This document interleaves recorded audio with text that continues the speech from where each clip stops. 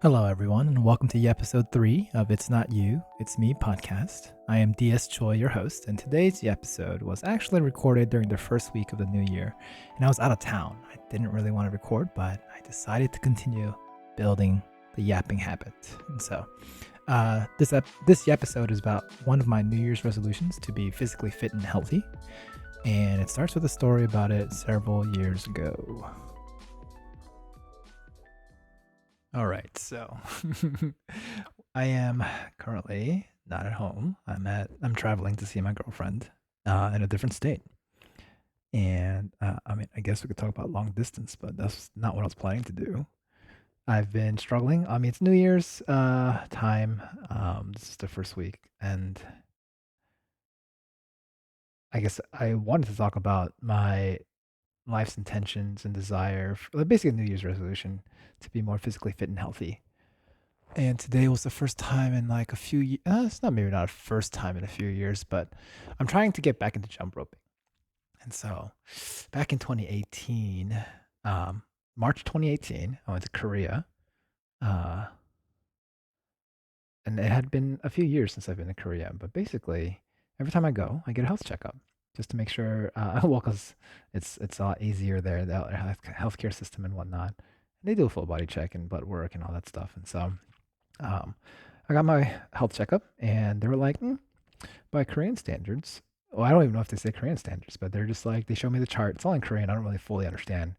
Um, I know a little bit, and I could translate some here and there, but they're basically like, you're close to obese, and I'm just like, I mean, I get it. I'm At that time I was almost just about 200 pounds. I don't know what that is in kilos. You can guys do the math, but and the doctor was someone we knew. And so he was just like, don't worry though, because you're still young. In 2018, how old was I back then? 7 years ago.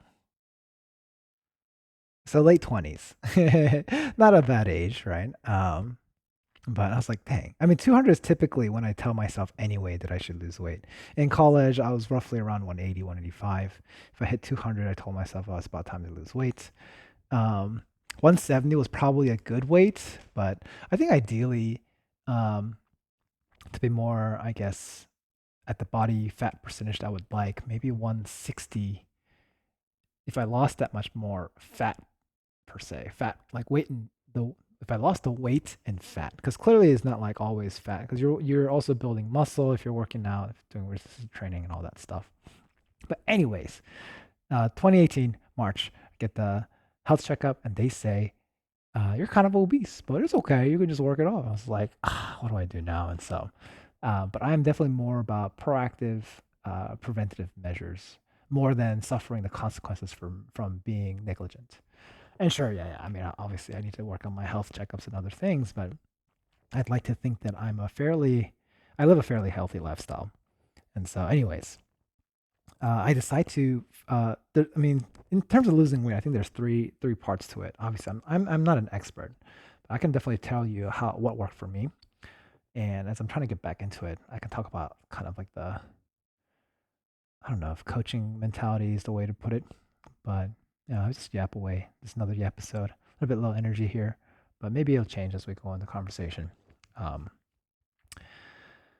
so I am thinking how am I going to lose weight. The trifecta, in my opinion, and I am no expert again, is sleep well, eat well, and exercise well. Right, those are the three parts. Um, and so, what do I try to do? I mean, one of my friends actually is a bodybuilder, and he was really into keto, and I think he's changed it to, I think it's like the paleo diet. I don't even know what that is. But either way, keto wasn't something that was very attractive to me because keto would cut out carbs, right? It's mostly fats.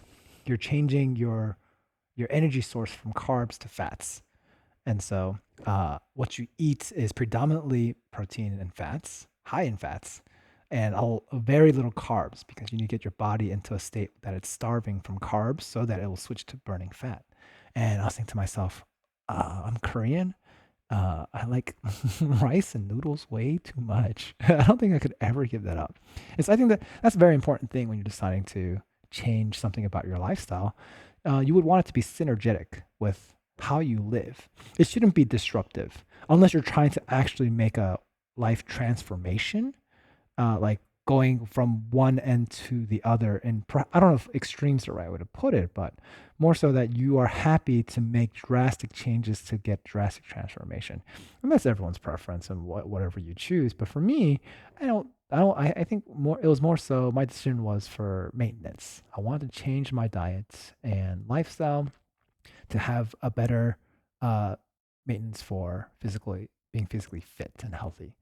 And so I did not want to give up carbs and or like yeah, I didn't want to give up carbs. So what did I do instead?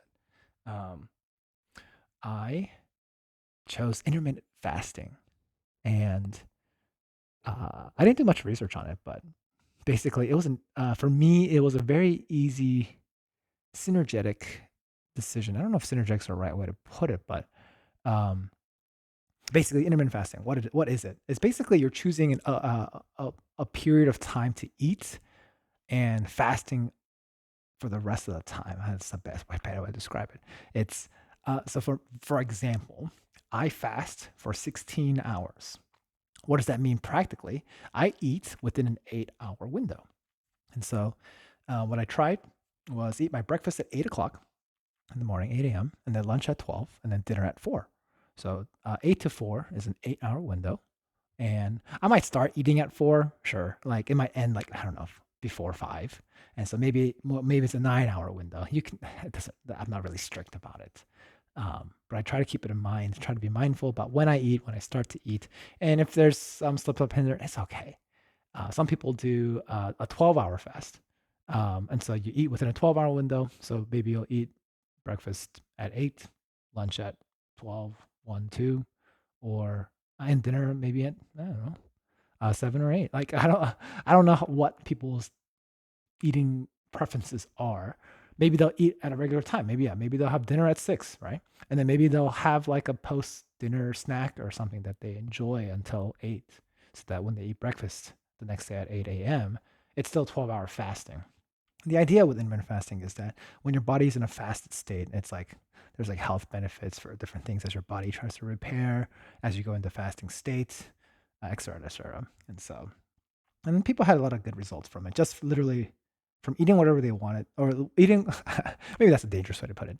Not eating whatever they wanted, but just eating and eating as long as they ate within the window. And so basically, that also cuts out late night snacking, right? If you stick to that discipline. And for me, why is it synergetic? There's things that help and aid in a direction or attribute that you want to go towards, and there's things that don't. And so, intermittent fasting, I'm synergetic with intermittent fasting in the sense that I don't naturally snack, and so I don't need to. And for me, after dinner, if I get sleepy, that means it's time to sleep. Oh, sorry, not sleepy. That's completely natural.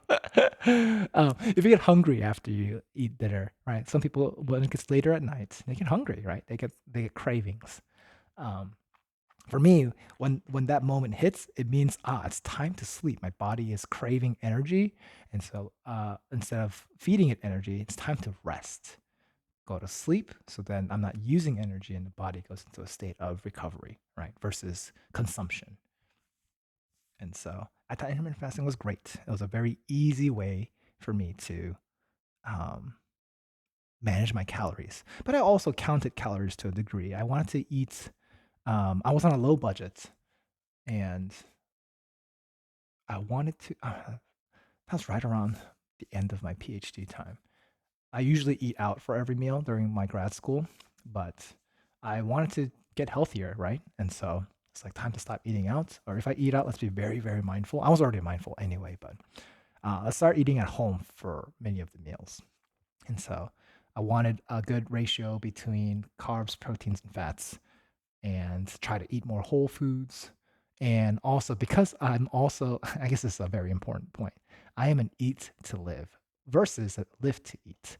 Live to eat people, it's difficult for them to have the same meal multiple times, or um, like in 2 days, they can't have the same meal because for them, they really enjoy eating so much that I don't know if it's a first world problem, but it's fine. It's people's preferences. But for me, I could eat the same thing a lot, um, as long as it was practical, tasted good enough.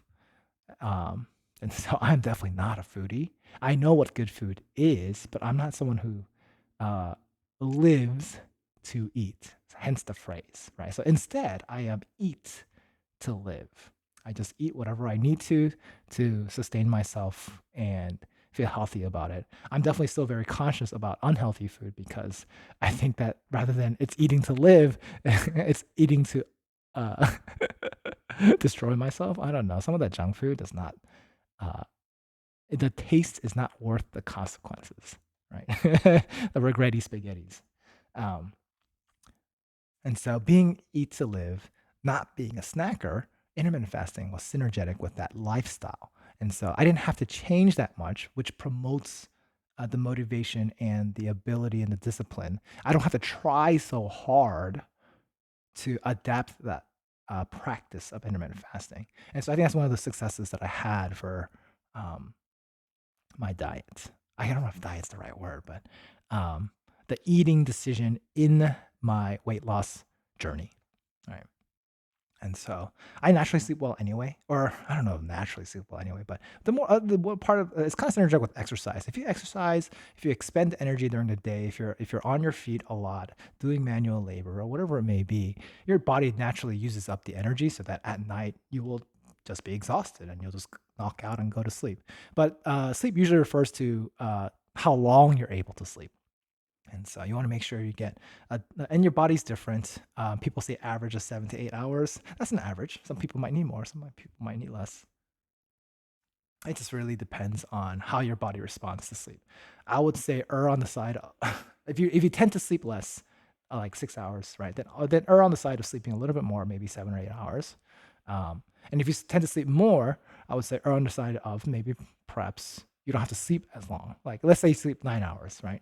Maybe it's okay sleeping 8 or maybe 7.5. You kind of figure it out in terms of productivity. Like everyone has their needs and their how their body naturally responds, the cycle of their body, the waking rhythm, circadian rhythm, all that stuff. And so, what was the exercise that I wanted to do? Ideally, I think if you want to lose weight, one of the synergies that you can do is doing muscle resistance training, right? It's just like that just means like lifting weights, right? Progressive, get heavier weights progressively. Um, do specific reps and sets. Have your workout like I think it's like 2 to 3 times a week, like a very generic amount. Um, doesn't have to be that crazy, but I don't like. I don't. Very frankly and honestly, I don't like leaving my house. I think it's a chore to go to a gym. Um, and there's other psychological factors like, oh, like they see like that people might compare. Right? It's a mental game. It's not necessarily true or reality. And so you pick your poison and how you enjoy it. I wanted to do calisthenics, which is basically using your body weight to do muscle training, right? And honestly, I didn't even do that. And I can go into later why, but um, I first wanted to start with cardio. I want to get better stamina, good heart rate. Um, I want to, for whatever reason, I chose cardio. And that might not have been the best option for losing weight, but it worked. For me personally, it worked. I hate running. Again, I don't like going outside. And so what did I choose? Uh, Funny enough, at that time period of my life, um, I chose DDR. And for those who don't remember what DDR is, DDR stands for Dance Dance Revolution, and it's like a video game, a rhythm-based video game where you step on arrow patterns on the ground, right? It's a grid, and you dance rhythmically to step on the arrows on beat, off beat, whatever, like whether the rhythm is to a soundtrack. It's a lot of fun. And I remember when I was really young, like when I was in my elementary school or middle school years, they had arcades. So they don't really have. There's definitely places arcades now. It's very very specific, but I feel like there were more arcades back then. back in my childhood. And I remember seeing these kids play DDR. They have towels, they're sweating buckets, like they look so cool. But I was also a chubby kid in the elementary school, the latter half of my elementary school and middle school. It was only until I hit my growth spurt in high school that I started losing weight because I was growing taller.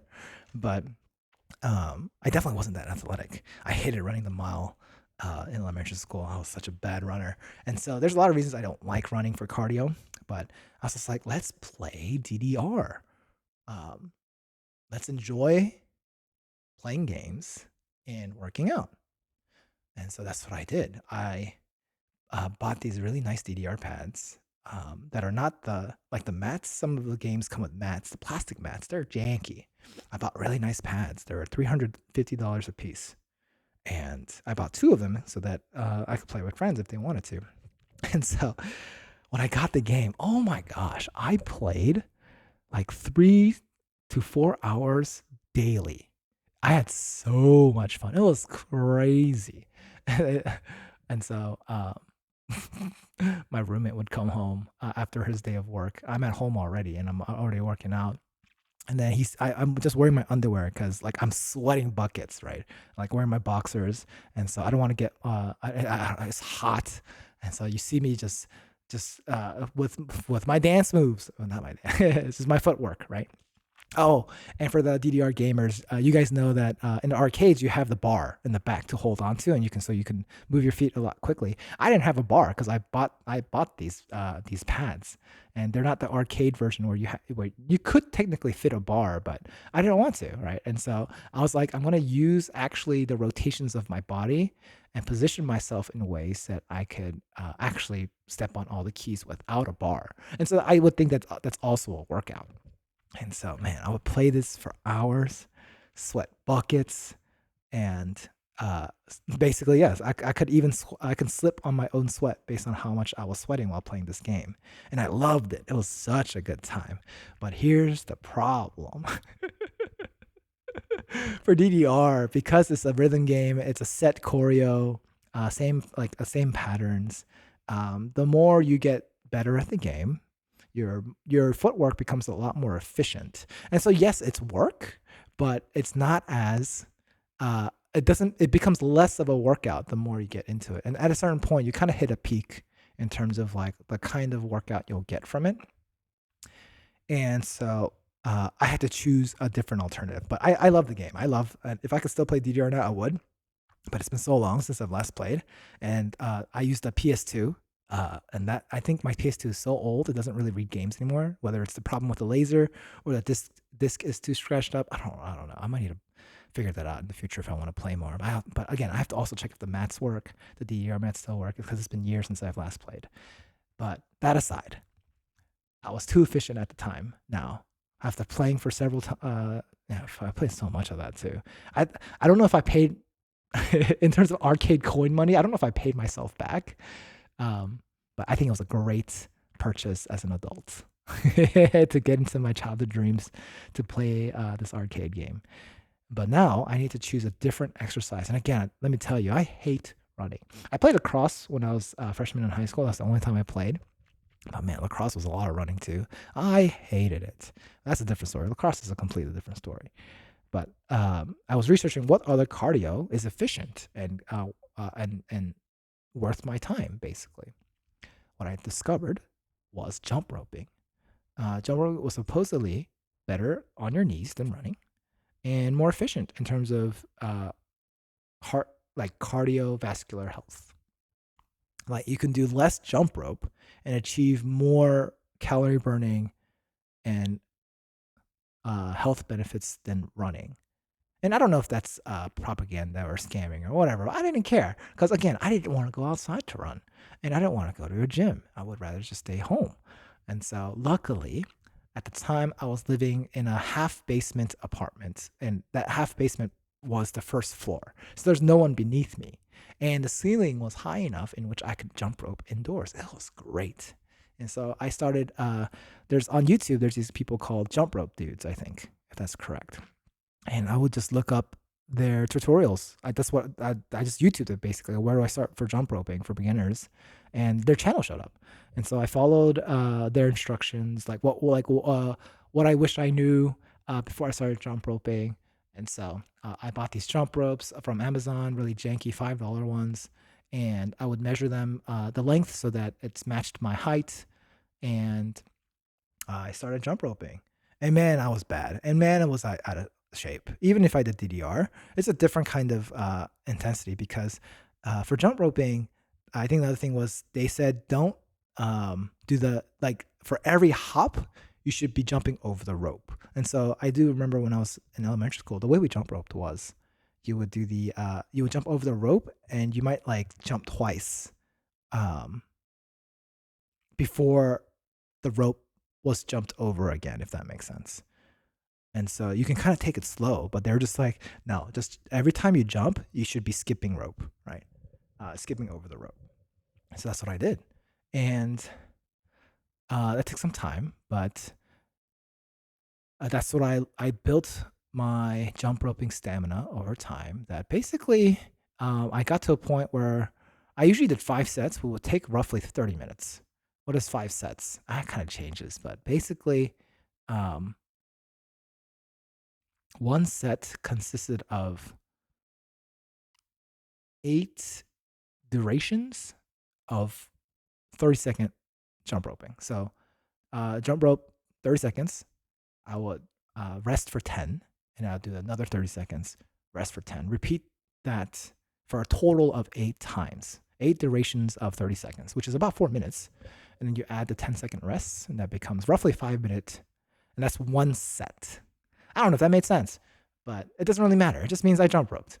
And uh, I'm trying to think how many jumps that is. It might be roughly 1,200 jumps. I'm thinking my sessions were, I didn't do a full count of how many jumps I did per session. But part of it's because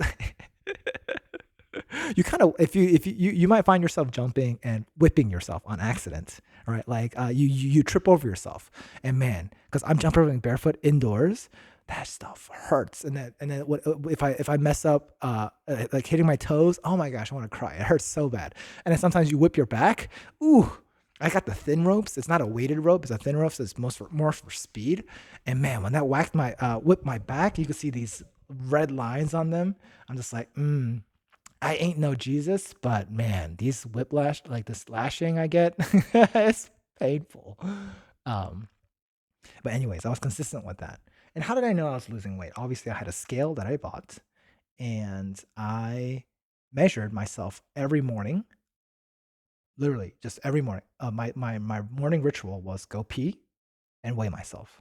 And I had the same type of clothes on, which was basically my shirt and my boxers, because that's what I sleep in, my t-shirt. And so after I pee, I would weigh myself and I would record it somewhere. And I tracked that for, I forget how many years. I think at least 2 years. And I stuck to my intermittent fasting. And there are days when I would overeat. Not necessarily, I didn't break my window, but whatever I was eating that day, I ate a lot. And the next day, you could see that in my weight. You could see a spike. But over time, in my consistency, I would lose basically roughly half a pound a week. I think that's a good way to put it. I forget. Maybe I can look back at my old files. I put it on an Excel file and I graphed it, right? And so every time I ate a lot, it would spike up. But the overall trend was roughly half a pound a week. And I did that for 2 years, and I lost. I don't know what the math is. Every week is 1 year is 52 weeks. Let's say 50 weeks. 2 years is 100 weeks. If I lost half a pound for 100 weeks, that would be 50 pounds. I didn't lose 50 pounds. I lost 30 pounds. I was around 200, right? And I got down to like 160, uh, around 165, I think. I think that's around when I plateaued. And I found myself, no matter how hard I jump roped and how I ate, that's kind of where I plateaued. But again, 30 pounds is pretty good. 30, 35 pounds. I lost a very good chunk of weight. And since then, I haven't hit. So right now, my weight's probably around 175, closer maybe, because I'm vacationing right now. I might be getting way more weight again. Maybe I'm hitting 180. And so I want to get back into jump roping. And later, I'll incorporate more working out as well, like more calisthenics, body training. Oh, and here's another thing. Um, maybe don't do what I did, or maybe you could. It's up to you. You do you. Um, so I was intermittent fasting. When would I jump rope? I would jump rope before my first meal. So I used to do 8, 12, and 4. But uh, even though lunch aligned, so I could eat with friends during lunches, I ate with friends more often during dinner. And so I decided to shift my eating window. So my breakfast would be at 10, lunch would be at 2, then dinner would be at 6. So there would be more wiggle room to match dinner with my friends. So what did I do for intermittent fasting and jump roping timing? Is right around 9 o'clock is when I would jump rope. I would jump rope for 30 minutes, and then I would take a shower, and then I would make breakfast. And so by around 10ish or whatever, I'd be ready to eat. And that became my ritual for a long time, and it worked. And I'm trying to get back into that because I know I could do it, but let me tell you, um, after because basically I stopped jump roping after I moved to a new location. And yes, it still had high ceilings. I could still do it indoors, but at that time I was living on the third floor, and I felt that it could be loud downstairs. I was gonna go actually just go downstairs to my neighbor and tell them that this is what I'm up to. If you hear me jump roping for 30 minutes, that's what I'm doing. And if that's all right with you, um, just know that that's what I'm doing. First is me just making a racket and my neighbors downstairs not knowing what's happening. But I never got around to it because I didn't jump rope consistent enough. I did it here and there, and I was trying to be very careful. I was skilled enough with jump roping to do my best not to uh, like hit the ground. I was doing it on carpet or mat anyway, but mats are a lot louder. Carpet dampens the sound, but you can still hear me jumping perhaps. But I was trying to land softly, all those things, like trying to minimize the sound. But anyways, it's been like 2 years, 2.5 years since then, and I hadn't jumped rope consistently. So now I'm trying to get back into it. I'm in a new place. This place uh, is a nice place, nice high ceilings, and there's a carpet here, and I'm happy to jump rope here. And I tried again this morning for the first time in a long time, and man, it was so hard. One thing I would do is I would after every set I would kind of manually count, put my hand on my neck, my artery pulse, and count it for 10 seconds and multiply it by 6 to get how much beats per minute. And I think it was around one. I can't do my math. What do I even count? It was like 20, like 22, 23 in 10 seconds. So it's multiplied by 6. That's like, no, it can't be 22. Because I think the math was 150 something. So it might be closer to 25, 26. Because 25 times 6 is already 150. So it might have been 26, which might have been 156. And obviously, like, I forget what it was. There's a certain heart rate you don't want to reach. It's something like 210 minus your age. Like, you don't want to hit that heart rate too strongly because it's bad for you or something like that. But anyways, I was like, it was tough on my legs and trying to catch my breath. I was just like, it's been too long. And so I'll do it slowly. I'll build up my stamina. I'll do it again tomorrow and we'll see how it goes. But because I did it before my first meal, jump roping, not first thing in the day, but before my first meal, that's when I was in the most fasted state and probably a lot less reserves of glucose in my muscles.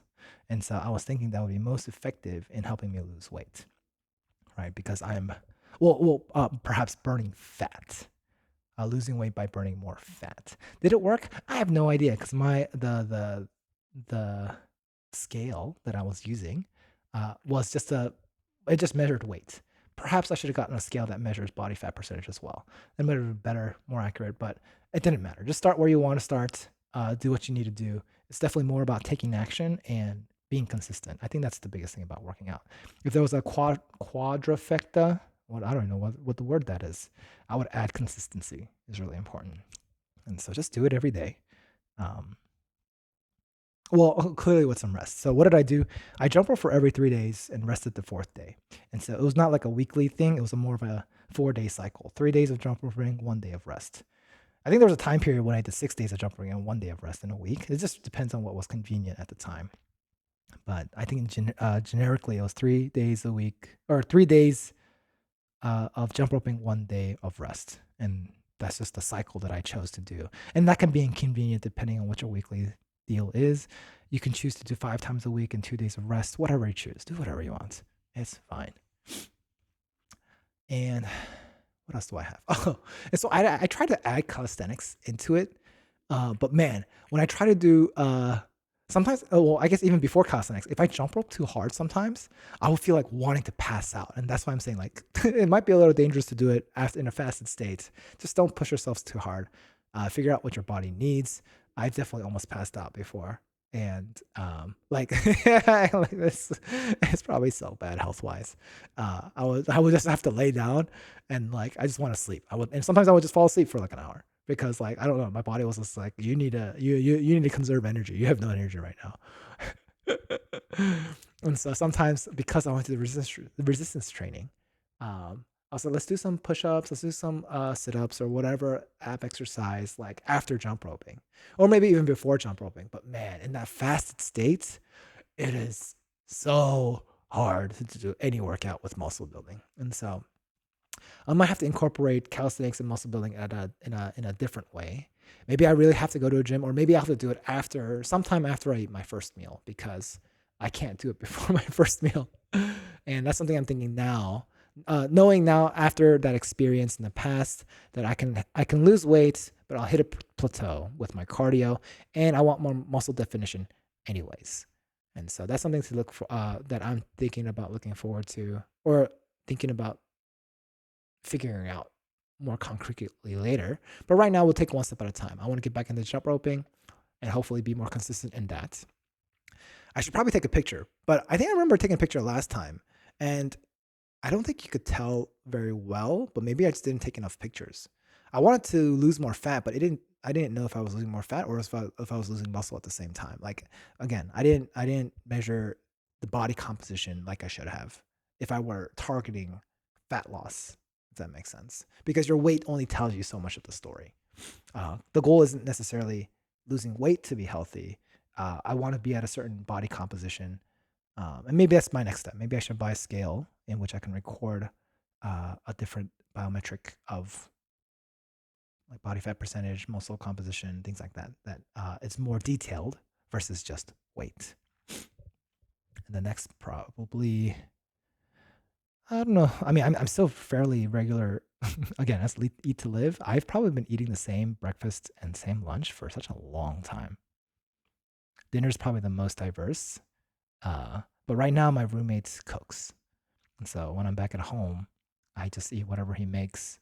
So it becomes a little harder to track. I still have a mental sense and a bodily sense of how much, like, because I portion control basically. I kind of know how much calories I'm intaking based on how my body feels. I know how much I should be eating, what kind of full level I should be at by the time I eat. I just don't know the exact macro percentages, and that's okay. And so, all in all, what am I saying? What do we talk about today? Let's talk about my weight loss journey, yapping away of how I did it, and all that was because I decided today to start jump rope again. What day is it today? I'm recording this on January 4th. I believe that's a Saturday. I don't even know what days it is anymore. Yes, January 4th. And so I don't know when I'm going to release these podcasts. It's still kind of like in the infancy stage. I haven't released the first one yet. Kind of stacking up, but I feel like I should release them. And again, like it's not, you start somewhere. It doesn't have to be professional. You all start somewhere, see how far you get, and things change. And I don't need this to be watched by a bajillion people. This is more for myself and my own journey. It's like, I guess, like, yeah, this is basically, is there an audio vlog? Because vlogging is video blogging. I don't even know what blogging means. What does blogging mean? I should look that up too. So this is an audio log, a log. We're calling it a Yapisode, podcast, whatever you want to call it. That's what it is. And so I've been yapping for about 36 minutes now. And I'm pretty sure that I can keep yapping, but I don't need to. I think the story was covered. It is what it is. Maybe in the future, if I make more polished episodes, this might come out as another version that's more structured and perhaps more fun to listen to. But either way, that's all right. I'm gonna sign off here. Thanks for listening. If you've made it to this point, if there's any fitness professionals who want to make comments or anything about just very easy tips, I guess I can wrap up what I said very easily too. I chose intermittent fasting so that I could eat in an 8-hour window, fast for 16 hours. I didn't snack. I watched my macros. I think it was the 40%, 40, 30, 30. So 40% carb, 30% protein, 30% fats. And that's done by grams. I forget exactly how it all works now, too. You'd probably do your own research. It's been too long for me.